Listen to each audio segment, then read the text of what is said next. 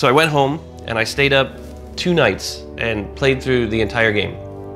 And that sort of playthrough began this sort of journey for me, right? This journey of actually really wanting to understand what is possible in our medium, right? That there are so many great things you can do with character development, with story, in the interactive medium that you really can't do anywhere else. And sometimes those things work, and sometimes they don't. And I think the people who worked on King Kong did an amazing job. So you're probably wondering where I could even go from here? Like, that was thesis material. Surely, Cory Barlog ranting passionately about King Kong gaming is the most direct line I could possibly draw to illustrate this game's impact on the industry, right? Surely. Peter Jackson's King Kong, the official game of the movie, was developed by Ubisoft and released in 2005 for the Xbox, PS2, GameCube, PSP, Xbox 360, and PC, twice, as well as on GBA, DS, and mobile. And no, before you ask, if you think I'm buying a Nokia N-Series just to see if that specific version is any good, then you know me quite well, but I didn't have time. Look, I need you to understand that this game isn't just good for a licensed movie tie-in. You know what shovelware looks like. This isn't just good by those standards. This is fucking GoldenEye. We really want Peter Jackson to be proud of the game. It's also a challenge from a creative point of view, because we really want to make our mark on licensed games. Who the hell says this? Who the hell says, yeah, we really wanted to leave our mark on the worst kind of video game, and then does? But like, for instance, that's cool. It wriggles around after you. Whoa! And it wasn't even dead. That was cool as fuck. That was a really cool moment. Oh, what the hell? I was like, oh, fucking she what? just, what? This should piss you off. An enemy is using unique pathfinding to fuel, for the time, pretty complex procedural animation. I throw a spear, and it immediately, seamlessly transitions to active ragdoll physics and is pulled by the spear, pinning it to the wall. It rips itself free, scaring me till I done shoot it dead. Whoa. NPC immediately walks up to the spear and picks it up to harm themselves. None of that happened on my second playthrough. It's not scripted. Stuff like this just happens. Movie tie-in! I cannot stress enough how this game was not competing with Halo 2, Half-Life, fucking Shadow the Hedgehog. Here is another licensed movie game released in 2005. If anything, Cory Barlog was underselling King Kong. Peter Jackson's King Kong, the official game of the movie of the game, is extremely simple in terms of moment-to-moment gameplay. You get 4 guns and 2 sticks, sometimes 1 stick. Everything attacks at close range, everything kills you in 2 hits, health regens a la COD, basic stuff. It's a bit like Turok, but less Quake, more Kong, full of cinematic conventions that didn't exist yet. So it is completely unlike Turok. The first of many surprises I decided not to do a joke here is how the game's various systems play off each other in ways like that clip I showed you earlier. A spear can be lit to ward off bugs. NPCs will fight alongside you, dragging each other to safety when injured. You can put a grub on a stick, toss it in his tall grass to attract them dinosaurs, light the grass on fire, and you have effectively saved a shit ton of ammo while completely sidestepping combat. It's not groundbreaking by any means, but the attention to detail, compounded by the changing layout, weapons, enemies, and a big ape, keep things from getting stale. You do also occasionally play as Peter Jackson's King Kong. Pay attention. These segments are few and far between, probably at least in part because they're even more basic than man gameplay. As the ape of the game of the movie, you can throw hands, jump and throw hands, pick up and throw mans, activate slow motion rage mode, and that's pretty much it, aside from some context-sensitive stuff. I assume this is what any wrestling game feels like, but last time I checked, 2K16 doesn't have a dedicated grab wife button. Wait, fuck. Spamming a single button is usually a losing strategy. The game wants you to string attacks together, creating a sort of king combo before pressing A to kill. Think God of War, with no fucking complexity at all. And more wrestling. and less Turok. Normally this level of simplicity would be less of a pro, more of a Kong for me, but again, by the time it starts to get old, it's over. And honestly, I don't know if this guy's got room upstairs for much else anyway.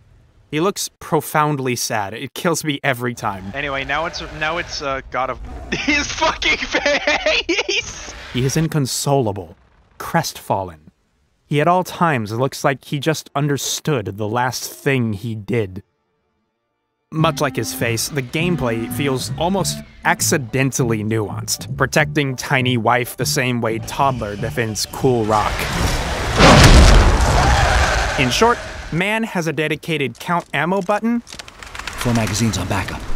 While Kong lives a much simpler life. Wife, come. Cool.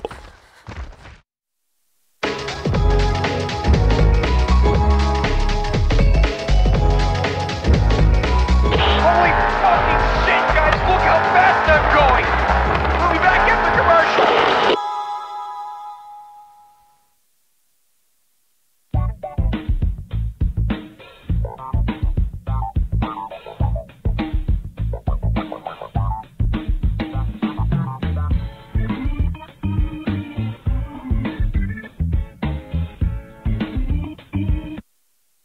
Are you a gamer? That's alright, we are all born of sin. Introducing the new Republic of Gamers Zephyrus G14, featuring a cool ROG Nebula 120Hz G-Sync enabled low latency OLED panel. Whether you're chroming up Choom or stomping Goombas, the screen looks good. So light.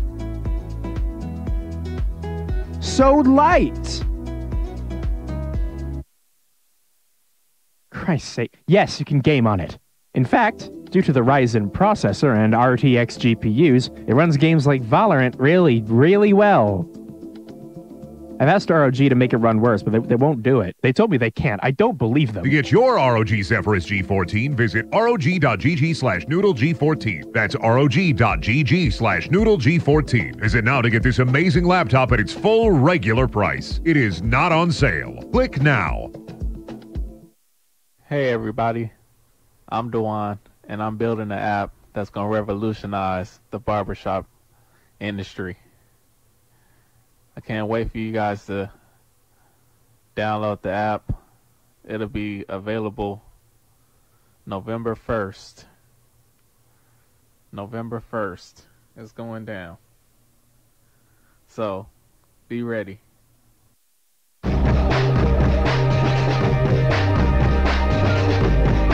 We're back with How to Have Sex on Julian Gaming.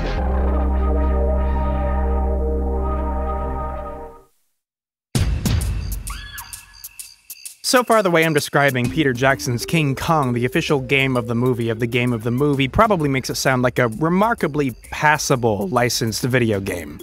Which, yes, I am not done talking about it. What elevates this game from dope to epic, and from epic to dopic, is how it represents total, complete dedication to the singular goal of creating a playable movie. Way before everyone was trying and failing to create playable movies. It's not style over substance. Style is the substance. I'm assuming by this point you've noticed the UI. If you haven't, thanks for nothing. You've ruined this cool thing I was gonna do. Look, I'm still gonna do it. It won't be as cool now. No, look, whatever. It's fine. See this UI? See it here? Fake. There should be no UI. It is explicitly designed not to be there. It is hidden behind a menu. This is for accessibility only. By default, the licensed movie tie-in game from 2005 has no fucking UI! Don't know where the enemies are? NPCs call them out for you. Don't have iron sights? Use your fat fingy. Don't know how much ammo you have? Press Y. It's okay, I got enough magazines. Hey Jack, you want a quick count out loud?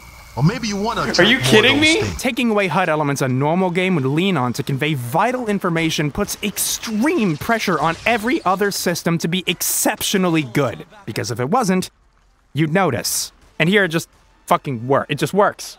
This is the best execution of no UI I've I've ever seen in a game. What do we have before this? Fucking The Getaway? Dead Space was in pre-production when this came out. Hellblade was 12 years future. There was no blueprint for this kind of design in 2005. This is an extremely challenging design constraint in now.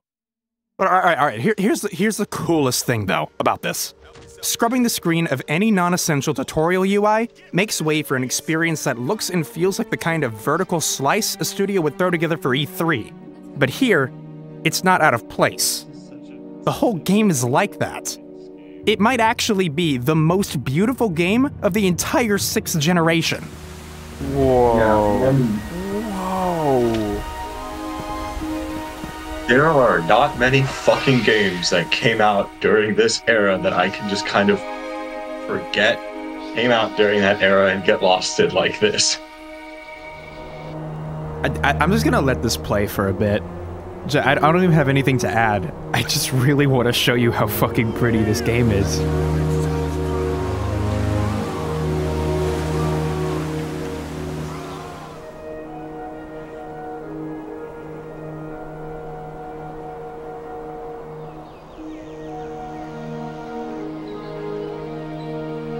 Level designers and artists have always and will always be grappling with the player over the fact that unless you rip control away from them, players are always in control of how the camera is placed in the scene.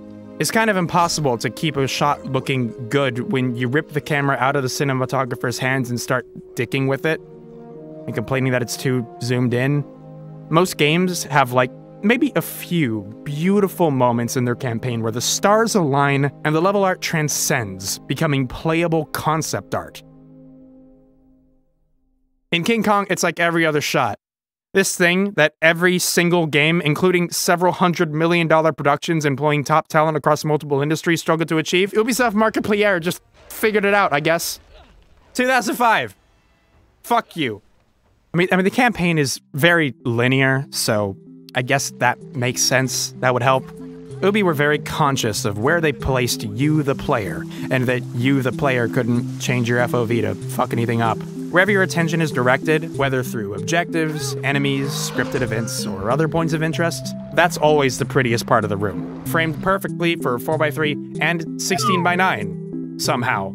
It's like they did a cool pass for every level in the game. Like everywhere the player could go, they asked, does this look sick as fuck? And if not, they flagged it as high priority, needs fixing. Then they kissed platonically. Then they kissed passionately. I love Halo, but fucking Ubisoft did it better. For a story I don't even care about. I'm so pissed. This thoughtfulness, this attention to detail, is present in every part of Kong's design. Pay attention. It feels profoundly stupid to say, but Peter Jackson's King Kong, the official game of the movie of the game of the movie of the game, is as much a mood piece as it is a FPS, occasional brawler. Here's something I didn't expect. Every single actor from the movie reprises their role. PS2 Jack Black real. These animations rule. Not only that, everyone here is actually making the effort in the vocal booth. Just fine. What do you mean? I'm not sure. It's strange. What about the second boat? Jimmy and Preston and all the others. I just hope they were able to get ashore. Nothing's gone right since we set foot on this island. Come on, boys. This is the chance of a lifetime. We're on the legendary Skull Island. Plus, you get to be in a Carl Denham picture. What else do you want? Like, I don't know what black magic they paid everyone to make this happen, but it's fucking crazy, because Ubisoft actually had the chance to put this talent to use. Peter Jackass's King Kong, the real game of the movie official, is adapted and rewritten to complement official gaming as a medium. The game distills the movie's themes so that it can take liberties with the characters or the setting, which is funny, because they've essentially boiled down water into less water. It's not an adventure story. Is it, Mr. Hayes? No, Jimmy. It's not. For example, Denham, played by Jack Black, is a cardboard cutout of his movie counterpart. Oh, I can't believe it! This is it! This movie's gonna make so much money! Jack, played by Adrian Brody, has been transformed from a trapped writer and love interest into essentially Ethan Winters if he was awesome. His two personality traits are that he can breathe and that he counts real good. 3 bullets on backup. Out loud. His personality has been completely sapped from the story, probably to make room for everybody else. Move along, folks. Show's over. The airplane's got him. It wasn't the airplanes. It was Beauty killed the beast.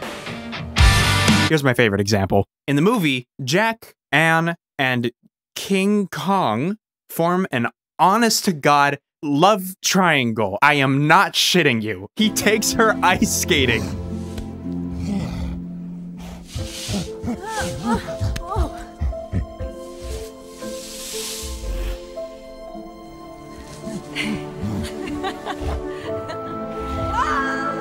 It's a very long scene.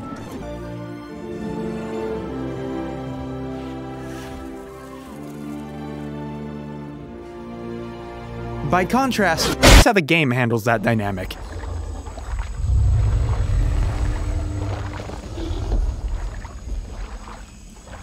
But he... Yes. And he won't, No. That was it. Hope you liked it. But it works. It gives off the vibe of the movie without sticking to it one-to-one. It's not just the movie, but with compromises. It's its own coherent thing. It's a good adaptation. This island is... Shut up, Denim. Jack. This isn't some insane, monumental achievement in video game storytelling, but like, when was the last time you played a licensed tie-in game with a story you would describe as good? That does not count. So yeah, the writers took liberties, the levels are framed well, the mechanics all complement each other. This all sounds pretty basic when you boil it down, and it is, but again, I have to stress how consistently great King Kong is at it all, at a time when cinematic conventions were still being established in video game. The result is a deeply immersive experience, released at a time when that was still barely a buzzword.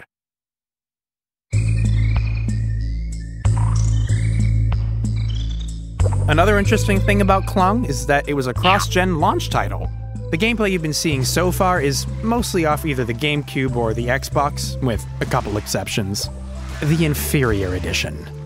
Listen, I've been holding back on showing you so far, because I had to make sure you fucked with the vision. Everyone had tuned out by now? That was actually the point. Nobody who's smart would leave, because this video is really good. They failed the litmus test. They asses got led down the primrose path. They got successfully filtered. Railroaded! I don't give two shits what a germ thinks about fucking soap! To me, God moves in obvious ways. We live in Kong's kingdom! Peter Jackson's King Kong, the official game of the movie! Gamers Edition! It sucks. Remember how I said the game was released on PC twice? Yeah, so there are two versions, the Signature Edition, based off the last gen release I've been showing you, and the Gamers Edition, sharing most of its DNA with the 360 Launch Edition. The Gamers Edition specifically comes with a bunch of exclusive special features, such as broken textures, poor load times, frequent crashes, levels that look like I sneezed upon the lens, and more. The next-gen version generally features a lot of interesting differences. High-poly models, larger textures, updated lighting, more post-processing, and a bunch of other shit I don't really care about. Now, I'm a gamer, I like graphics. Good graphics are pretty cool. These aren't good graphics. These are high-fidelity, bad graphics. I could go on forever about the downgrades, and I will. You're stuck here, sunk cost, Stockholm, but what's equally important, assuming you care about the human beings who create art, is how this happened. There's no mistaking this team knew what the hell they were doing with last-gen hardware. This isn't incompetence. Consider that they only had a year and a half to make the entire game. The 360 hardware wasn't even finalized when they started, and judging by how almost none of the marketing uses the so-called enhanced versions, I'm willing to bet the whole next-gen thing was low on the list of priorities. For these reasons, Gamers Edition actually serves as a fascinating case study for a talented group of developers with too little time being thrown into uncharted waters. To start off, here's how Anne looks on last gen. Even with zero lighting, she looks pretty good. Because she had to. The PS2 isn't capable of much in terms of lighting, shading, post-processing, or anything like that. Now, if you had to remake this model to make it look more realistic with more powerful hardware, how would you do it? Well, for starters, you'd definitely increase the level of geometric detail, paying special attention to the clothing. You might want to make it more realistically baggy. You'd have to swap out the existing texture, the one with all that baked-in lighting, to something that's more neutral so that it can better react to the real-time lighting that we can suddenly do now, probably. Generally, you'd want to unstylize the model where possible, because those stylizations exist to imply detail that you can now just actually get for real by doing math faster. Also, game ships in 4 months, so whatever choices you make right now are going gold. So let's go, everybody! Lock it in! Time to commit!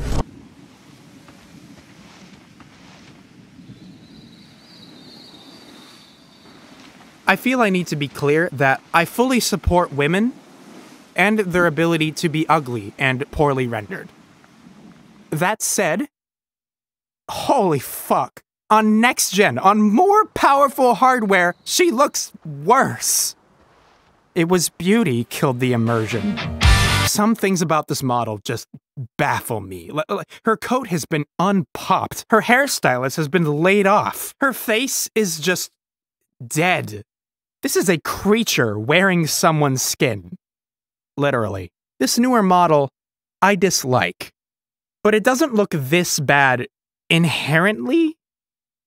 Friend Sam and I nabbed both the old and new models, as well as part of the map to test that theory, and this isn't one-to-one because I put it in Blender, and Blender has smarter rendering than King Kong 2005, but I think it's fairly close to how the game looked, with some added lighting to show off the character model. Switch it to the new version, and it looks like shit. But turn on a handful of other rendering techniques that we've since refined over the last 20 or so years, and holy shit!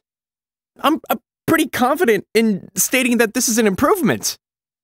And obviously, I'm not out here trying to argue, I fixed Aloy, hire fans, or whatever. You need to understand, this is the exact same model. I did not change anything other than the way it was rendered. What I'm trying to get at here is that this model was, at least in part, designed to scale up to rendering techniques that nobody had properly figured out yet. Hell, the only thing really bothering me now is the face. And believe it or not, this isn't even the worst offender. My favorite example of the animation problem is with Krong himself. That look of Sonder is a gamer-exclusive feature. Seriously, look at how much beautiful detail in his facial performance that is just lost in translation. He's gone from don't fuck with me to no talk me. It reminds me of Remake Cortana and how they took old animations meant for an old model and just put it on a new one. I'm educatedly guessing / deducing reasonably that the tools used to shape and animate faces were likely just not implemented into these newer models. It looks like fuck because they didn't have the time nor tools not to fuck. All over the game, you get the same kind of visual clutter that you get from most HD texture mods, where the artistic forest is missed for the realistic trees. By adding detail, we've lost clarity.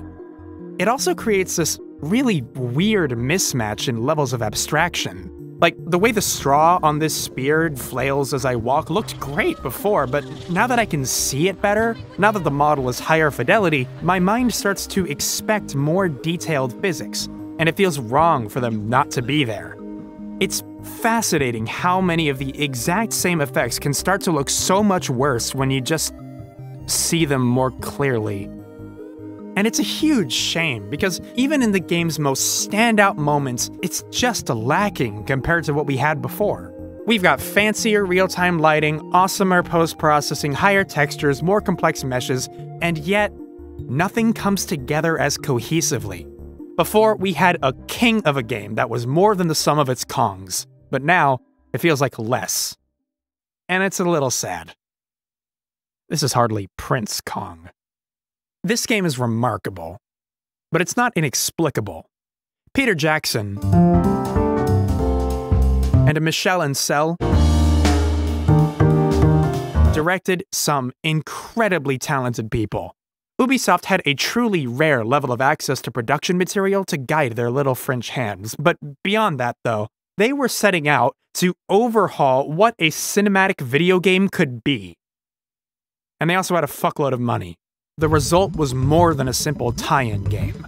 It was an opportunity to test what at the time were radical ideas. Montpellier took some wild swings. Not all of them landed, not all of them should have landed, fucking panting while jogging, but the impact can be felt all throughout the industry. Obviously, Karl Borlag, director of God of War, was a big fan. I mean, look at what he spent the rest of his career doing. Would you be surprised to learn that Assassin's Creed was originally designed without UI?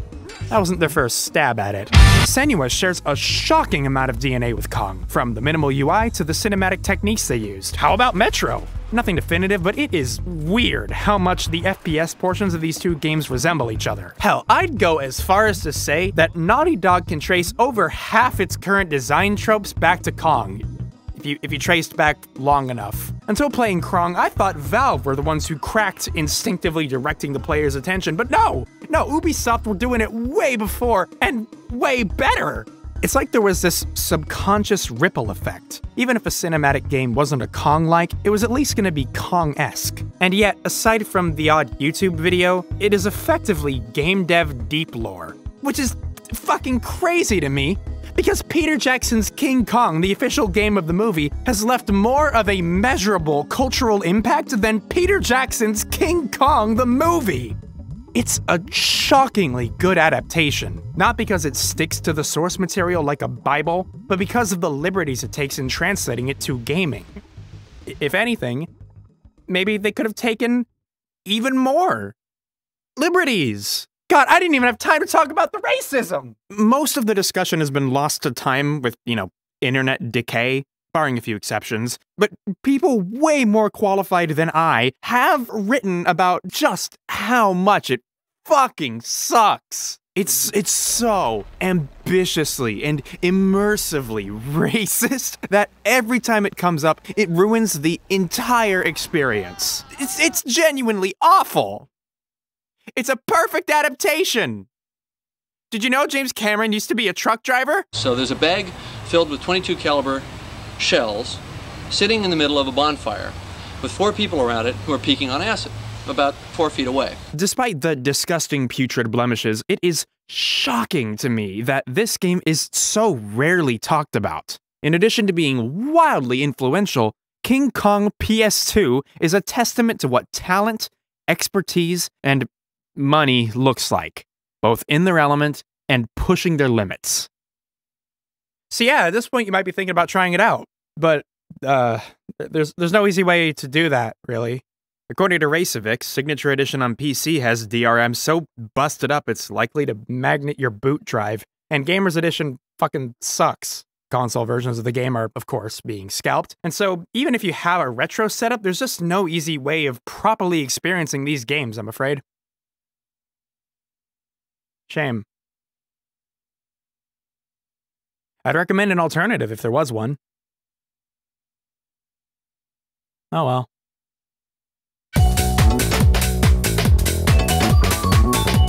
Weird question, but do you have any regrets about your past? Do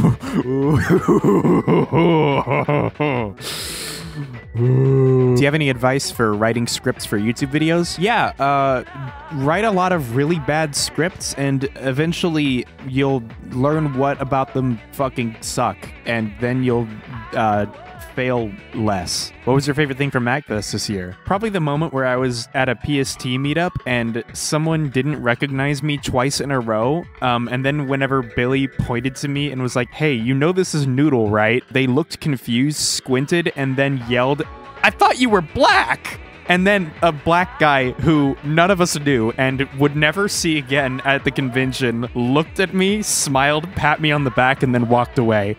I don't know what the fuck that was about. I feel like you hate your job? No, that's okay. How's the other Halo video going? I'll let you know. What's your favorite car game, and do you think the genre can make a comeback? probably most wanted. It's so flawed, but it's so special. As for whether it can make a comeback, honestly, I can't see it. Car games were popular because of car culture, and people today don't really see cars how they did back then. Feels like now more than ever, cars are a way for people to flaunt status and wealth, rather than, you know, that they like cars. And you can see that directly reflected in the car games being made today. More than ever, they are just playable advertisements. I'm seeing a lot of indie games doing interesting stuff, and that's where most interesting things are happening today anyway, so... What's the worst creature to ever exist, in your opinion? Dude, have you seen this cat? What is his fucking problem?